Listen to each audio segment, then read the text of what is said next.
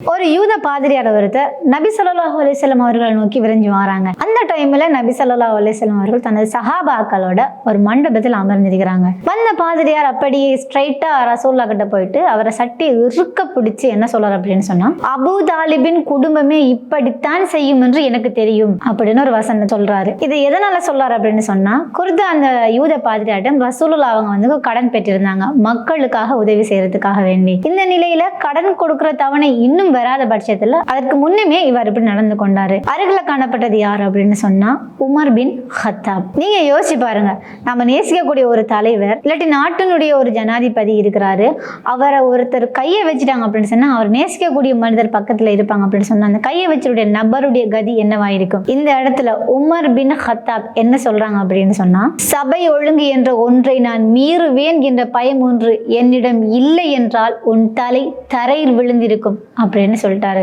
உடனே ரசூலுடைய தலை உமர் பக்கம் திரும்புது. உடனே உமரை கூப்பிட்டு சொல்லாங்க, இங்க வாங்க உமர்ன்னு தனியை கூப்பிட்டு சொல்லாங்க.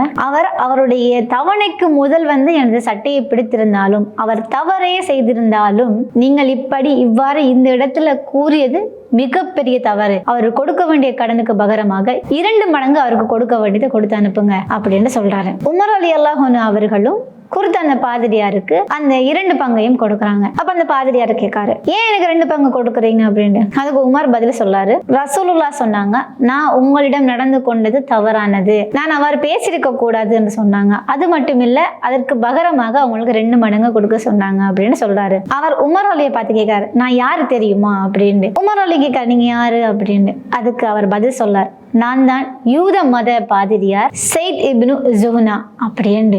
உடனே உமர் அலி கேட்குறாங்க, நீங்களா இப்படி பண்ணீங்க, நீங்களா ரசூலுல்லாஹ் சட்டையை பிடிச்சிங்க, நீங்க ஏன் இப்படி பண்ணீங்க அப்படின்னு. அதுக்கு அவர் பதில் சொல்றாரு, எங்களுடைய வேதத்திலும் நபிமார்களின் அடையாளங்களை பற்றி நான் கற்றுக்கொண்டிருக்கிறேன். நானும் முஹம்மது நபி ஸல்லல்லாஹு அலைஹி வஸல்லம் அவர்களிடம் நான் பின்தொடர்ந்து பார்த்தேன். ஆனாலும் அவருடைய அந்த குணத்தை என்னால டெஸ்ட் பண்ணிக்கொள்ள முடியல. அறியாமை மிஞ்சும் பொழுதும் சகிப்புத்தன்மையுடன் காணப்படுகிறாரு, இதுதான் நபியின் அடையாளம் அப்படின்னு சொல்லிட்டு அந்த நிமிடம் யார் வந்து அஷ்ஹது அல்லா இலாஹ இல்லல்லாஹ் வ அஷ்ஹது அன்ன முஹம்மது ரசூலுல்லாஹ்னு இஸ்லாத்தை ஏற்றுக்கொண்டாரு. அதிகளவான மக்களை குர்ஆனை கொண்டோ அல்லது யுத்தம் செய்தோ இஸ்லாத்துக்கு எடுக்கல, தனது குணத்தை கொண்டே அநேகமான மக்களை வந்து இஸ்லாத்துல இருத்திக்கிறாரு. இந்த வரலாற்றுக்கான ஆதாரம் எங்க அப்படின்னு ஒரு கேள்வி எழும்பும். அந்த ஆதாரம் தான் ஹயாத்து சஹாபா பார்ட் 1ல இருக்குது.